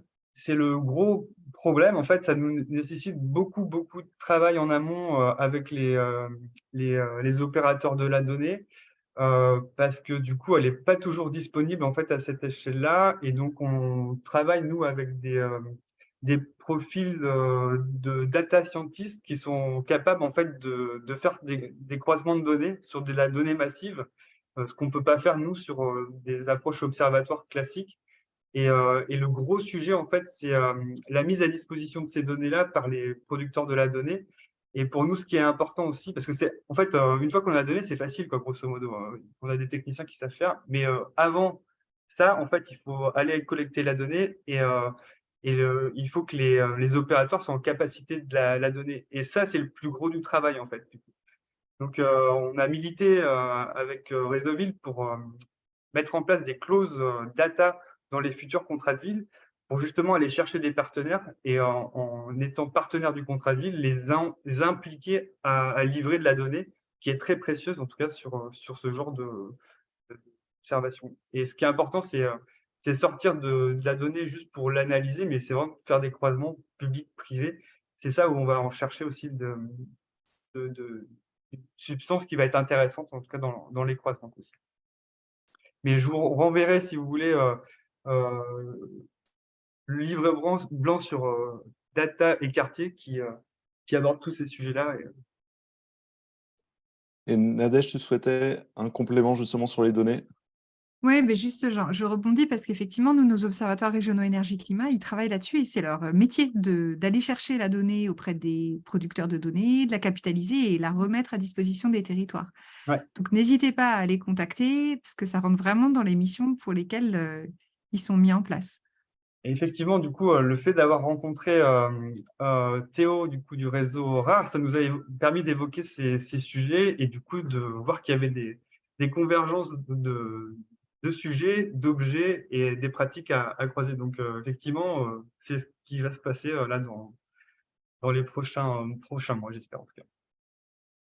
Merci beaucoup Fred. Alors je vous propose, on est un petit peu, on a promis 15h30, mais je pense qu'on les tiendra pas vraiment, parce que la dernière intervention qu'on voulait vous proposer, c'était toute la dynamique autour des QPVR portés par le Lab des Possibles pour la métropole d'Aix-Marseille-Provence.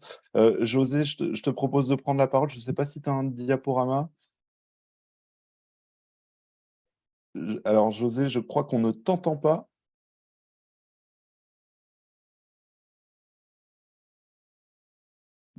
Non, il y a un petit souci micro même quand ton micro est débranché.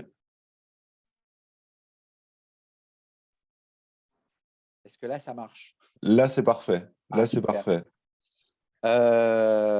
Je disais, j'ai été mauvais élève, j'ai pas de présentation, du coup, ça me fait penser qu'il faut que j'en fasse une. Et j'espère que ça va aller parce que je suis en extérieur et le trafic routier et le Mistral s'invitent de temps en temps. Ok, le son est bon, donc j'espère que ça va se maintenir.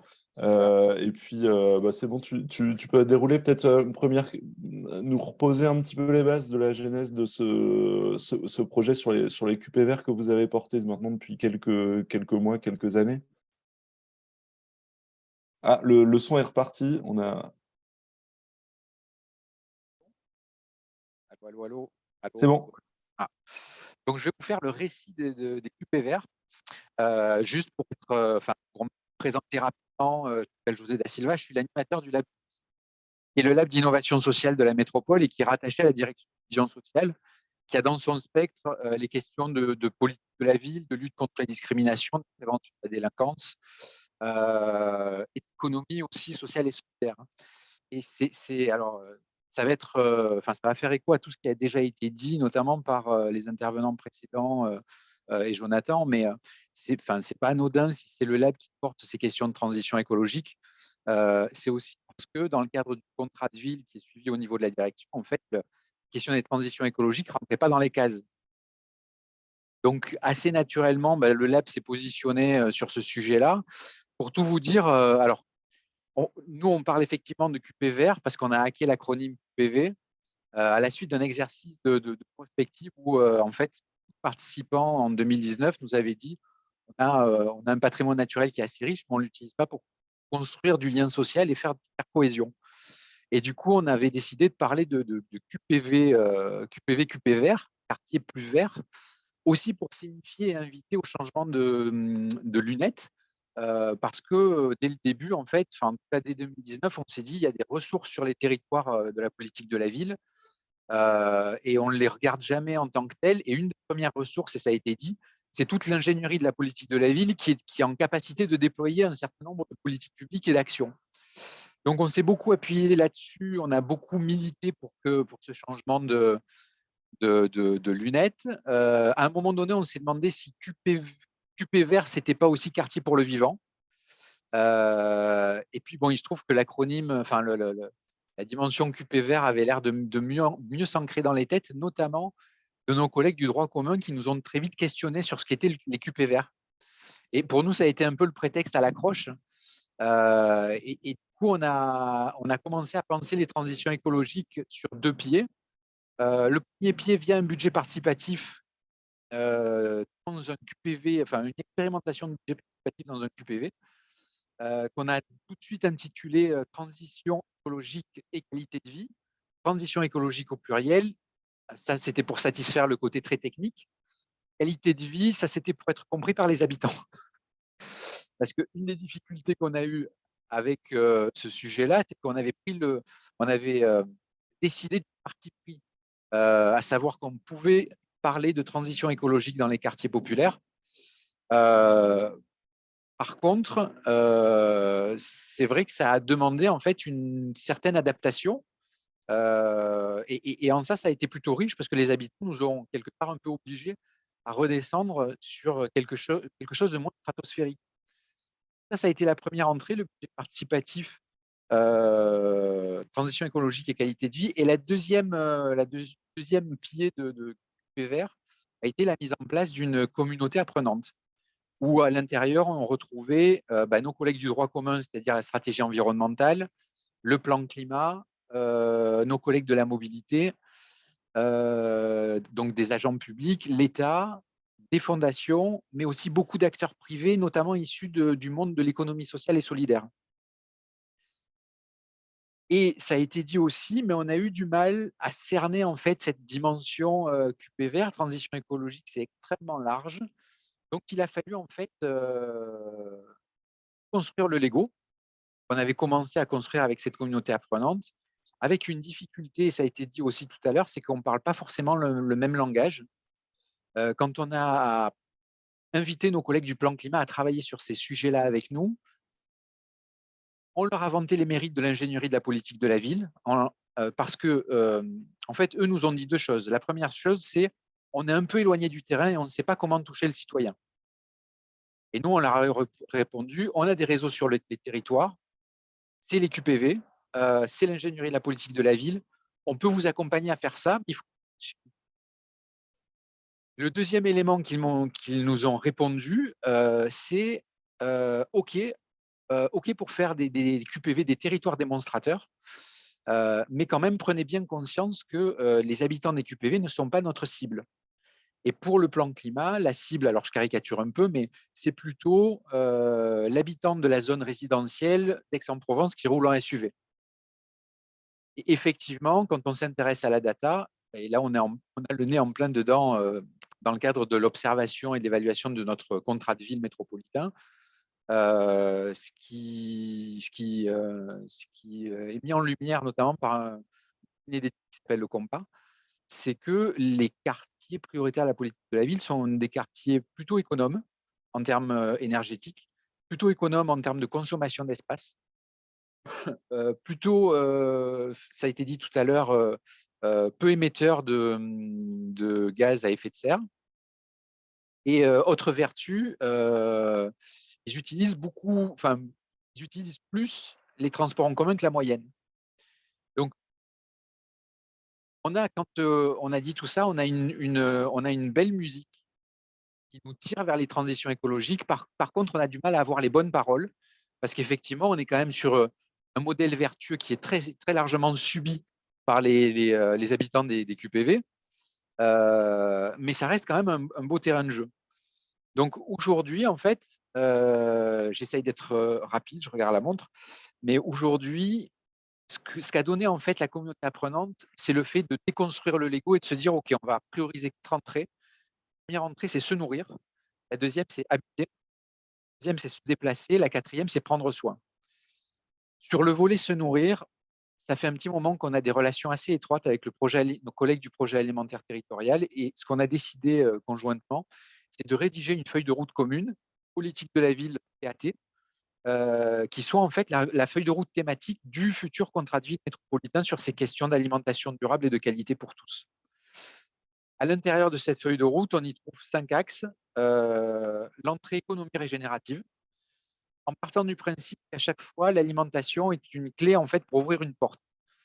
Du coup là, l'alimentation durable est une clé pour ouvrir la question de l'économie régénérative, notamment comment on fait en sorte que d'un côté, on ait des agriculteurs en circuit court qui cultivent du bio et qui soient payés à leur juste, dont le travail soit payé à leur juste valeur, à sa juste valeur. Et de l'autre côté, on est des populations qui ont plutôt des difficultés à acheter des produits locaux et bio, mais qui sont très en demande. Et ça, c'est le budget participatif qui nous l'a révélé aussi. Mais quelque part, en fait, la question, c'est comment on met en place un modèle économique qui tienne la route. La deuxième entrée, c'est que l'alimentation est une clé pédagogique, notamment pour le changement de pratique. La troisième entrée, c'est une clé pour travailler les questions de bien-être et de santé. La quatrième clé, c'est une clé de démocratie et de convivialité. Et la cinquième, c'est une clé de projet démonstrateur et d'alliance nouvelle. Voilà, tout ça, ça a déjà été dit. Actuellement, on est complètement le nez dans ce projet de feuille de route. Et on commence déjà à regarder vers un avenir proche en se disant que sur la question de l'habiter, on a déjà identifié une autre alliance interne à la métropole avec la direction des transitions énergétiques, qui sont visiblement assez friandes de nos approches et avec qui on aimerait travailler en fait la question des énergies propres en QPV, sachant que ça a un double avantage. Déjà, on a souvent des bailleurs uniques et des réseaux qui sont déjà installés. Et d'un point de vue technique, du coup, on part avec des avantages. Et le deuxième ressort sur lequel on peut s'appuyer, c'est l'effet de masse. C'est-à-dire que si on arrive à travailler, ne serait-ce que sous forme expérimentale, sur un quartier, cette question des énergies renouvelables, on arrive tout de suite à toucher un nombre important de populations. Et je m'arrêterai là et je suis à votre disposition pour les questions si vous en avez. Merci José. Et ça fait toujours plaisir de réentendre les mots convivialité et ce type de choses, parce que ça montre aussi que, et c'est ça qui est génial justement avec le Lab des possibles, c'est que vous avez rendu l'ensemble de la démarche QPVR assez joyeuse. Et je trouve que c'est assez vertueux d'avoir cette approche autour justement des aspects positifs qu'on peut voir dans les transitions, et de montrer aussi que les QPV sont une force, et qu'on peut peut-être déployer un petit modèle sur ces problématiques-là. On a une petite question de Madame Sénécal, je crois, sur l'économie régénérative. Est-ce qu'elle est créatrice de valeur ajoutée, et peut-être aussi quelle valeur ajoutée est créée grâce à cette économie-là? Alors, pareil, petit problème de son. Toujours pas bon. José, on t'entend pas. Je peux tenter une réponse dans l'attente de José sur l'économie régénérative pour dire que l'un des objets, alors comment la décrire? Si elle est créatrice de valeur, elle vise à régénérer les ressources, en sachant qu'il y a des ressources qui seront de toute façon. José, tu prends la main dès que on t'entend, mais pour l'instant, on t'entend pas. Non, bon. Du coup, qui vise à régénérer les ressources. Et donc, les modèles qu'on peut voir, c'est l'économie circulaire, ça vise plutôt à optimiser, à atténuer d'une certaine manière la captation, la consommation des ressources. Et la régénérer, c'est l'idée, par exemple, on le voit bien dans l'agriculture. C'est quand vous faites du compost, vous régénérez les sols et ça régénère la ressource qui est les sols, etc. Et Allô, José, allô. ça va être difficile de répondre aux questions. Ah, je crois que tu peux. Vas-y, José. Pardon, est-ce que ça remarche? C'est bon. Ah, voilà. Alors, je disais, en fait, c'est toute la difficulté, c'est de mettre en place un modèle économique viable. Et certainement que du coup, il va falloir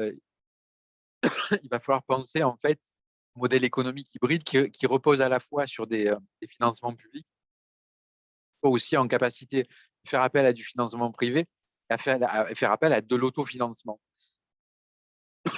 Pardon.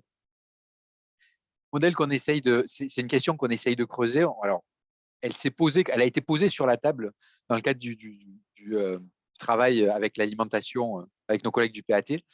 Mais c'est aussi un autre sujet apparemment qui pointe le bout de son nez avec nos collègues de la biodiversité, qui veulent mettre en place une filière bois autour du pin d'Alep qu'on a beaucoup chez nous, qui pareil est sous-exploité en fait. C'est une économie qui existait auparavant et qui est tombée en désuétude. Donc, c'est une filière économique qu'il faut reconstruire. Voilà, et qui peut s'auto-générer parce qu'effectivement, on a des espaces naturels boisés qui sont en fait exploités à destination justement de créer une économie, une filière économique.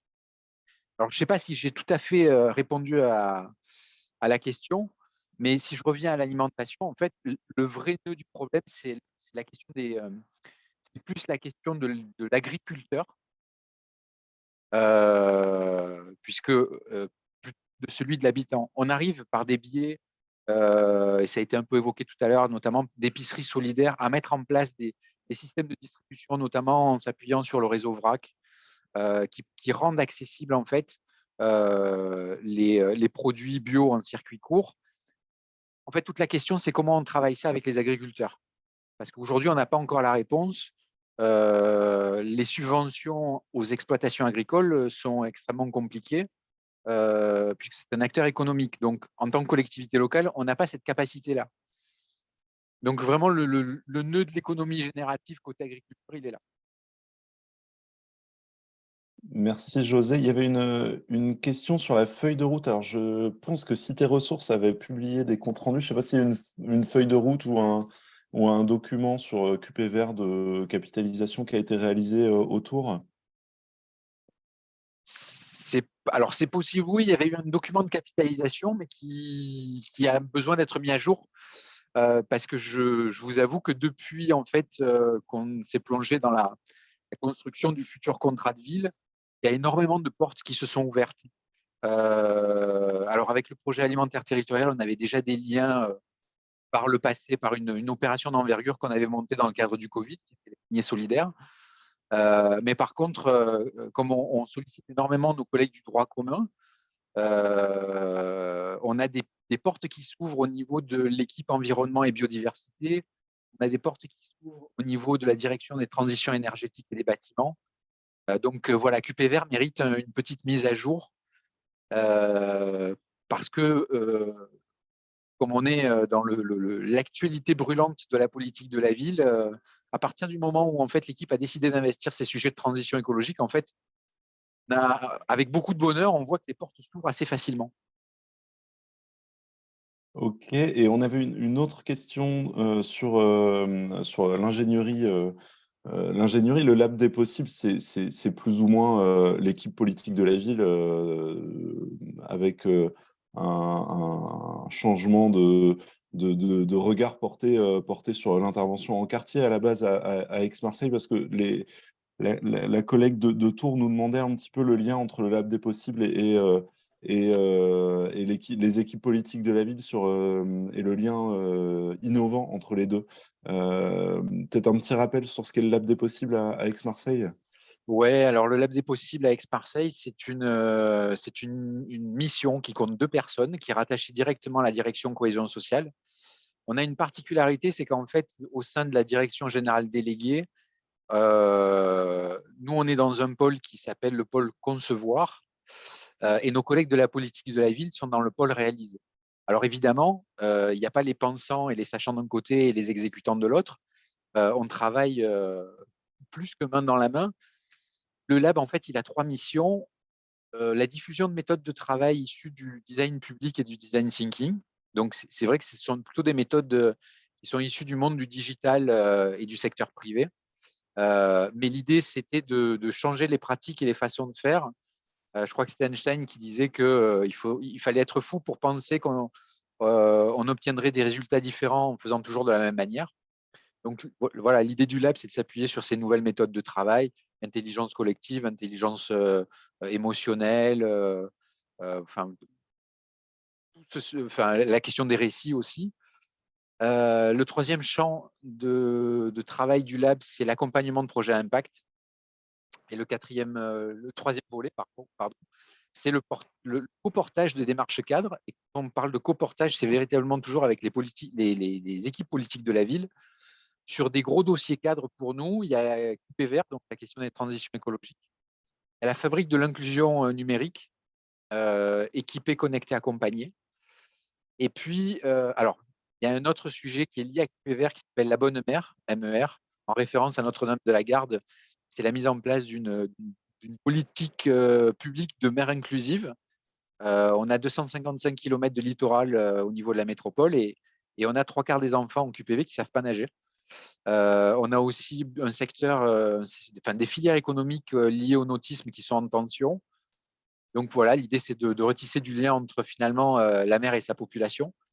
Et puis le dernier projet cadre, c'est le contrat des possibles. C'est comment on construit un nouveau contrat de ville qui puisse en fait intégrer tout ce que le lab a développé depuis 2019 et qui contribue à changer les lunettes, le regard, les pratiques. Voilà, j'ai été un peu rapide, mais Merci José. Et puis un petit complément également pour répondre encore sur l'ingénierie. Nous, on essaie de travailler comme ça sur les Hauts-de-France dans nos qualifications. C'est aussi l'interconnaissance avec les collègues des autres directions pour créer des réseaux de 4-5 personnes clés dans une agglo qui vont pouvoir un peu bousculer les choses. Et je trouve que l'idée du lab, c'est aussi ça. À 2 personnes, vous êtes là aussi pour amener des idées neuves. José, je crois qu'on vous entend plus. Non, c'est bon. oui, ouais. Si, c'est bon. Et du coup, je trouve que c'est toujours intéressant de trouver 2-3 alliés dans sa collectivité pour pousser ces sujets-là. Là, c'est vrai que sur les délais pour avoir un contrat de ville ficelé, fini et terminé au 31 décembre, c'est un petit peu compliqué de commencer dès maintenant pour une feuille de route, mais on peut quand même amorcer un travail de long terme et peut-être se donner les premières années du contrat de ville. On va voir les annonces du gouvernement dessus, mais aussi pour travailler peut-être une feuille de route plus aboutie. Ce qui est intéressant avec Marseille, c'est aussi que vous avez commencé en 2019 et on voit que les fruits, c'est maintenant en 2023. Mais finalement, pour les prochains contrats de ville, ça pourrait être ça, un cycle de 3 ans pour construire une feuille de route globale et les 3 années suivantes, si on reste sur un cycle de 6 ans de contrat de ville, pour construire les résultats de ces expérimentations. Jonathan, tu souhaitais prendre la parole? Non, mais en fait, tu l'as dit, donc je ne vais pas répéter, mais c'est juste l'idée que pour se lancer, c'est une très bonne question, en fait, l'ingénierie et la bande passante que peut avoir l'ingénierie locale, parce qu'il faut pas, on peut pas être toujours dans l'addition. Ça marche pas, en fait. Les nouvelles ambitions qui s'ajoutent, il y a un moment donné où on est saturé en termes de temps. On a, voilà. Et donc, comment on fait pour ne pas rester non plus que la tête dans le guidon? Et donc, il faut absolument s'obliger d'une certaine manière à dire que ces sujets-là, il faut que je lève la tête, mais pour lever la tête, je suis obligé de. Et là, je trouve que tu vas très bien dire, c'est qu'il ne faut pas lever la tête tout seul, quoi. Et il faut construire un peu le groupe projet, les alliances, voir quelles sont les ressources accessibles. Et du coup, je trouve que c'est bien dit. Et on a des territoires qui ne sont pas des territoires métropolitains, qui s'engagent dans ce type de démarche. Nous, on a des beaux exemples de communautés de communes qui sont des tout petits QPV, mais qui ont lancé des choses. Alors peut-être pas forcément aussi globales que la feuille de route territoriale, mais des belles initiatives. Et d'ailleurs, ça transparaît aussi dans les initiatives qui ont été recueillies dans les 50 dont je vous parle. Mais par contre, effectivement, il y a tous le récit où d'un moment, ils ont levé la tête à plusieurs pour réfléchir à cette question-là. Et qu'effectivement, c'est un des enjeux, c'est de lever la tête à plusieurs et de se forcer d'une certaine manière à voir comment dans nos process, on peut un peu les faire bouger pour traiter cette question-là. Voilà, mais tu l'as dit, Pierre-Édouard, donc je ne fais que répéter. Merci Jonathan, merci aux participants, à ceux qui sont intervenus dans le chat et puis à tous nos intervenants, Nadège, José notamment, d'avoir pris part à ce webinaire. On a quelques minutes de retard. Je voulais aussi vous signaler qu'on est en train de préparer avec ce club transition du réseau national un petit kit sur transition et contrat de ville. L'idée, c'est que justement, sur un petit territoire avec peu d'ingénierie, on puisse avoir tous les outils créés sur les différents CRPV pour pouvoir vous aider à mieux prendre en compte cette question des transitions dans le prochain contrat de ville. Donc ça, c'est le travail en cours, c'est la prochaine annonce qu'on vous donne pour rester attentif à veiller sur notre site portail du réseau des CRPV. Voilà, on devrait mettre ça en disponibilité soit à la fin du semestre, soit au début du semestre prochain, en septembre prochain, justement pour pouvoir vous aider avec tout ce qui existe dans les CRPV, avoir une boîte à outils qu'on peut mobiliser très rapidement pour savoir comment on va chercher telle donnée, comment on peut utiliser tel outil sur la mise en place d'un axe ou d'une intervention de transition dans les prochains contrats de ville. Donc merci à tous et toutes d'avoir participé à ce webinaire. Merci encore Nadège, José, Jonathan, Fred qui est intervenu. Et puis on vous donne rendez-vous dans chacun des CRPV, dans chaque région, dans chaque département, également pour des actions plus précises de qualification sur les transitions qui se mettent en place progressivement tout au long de l'année dans chacun des CRPV. Merci encore une fois et puis à très bientôt. Merci à vous. Au revoir.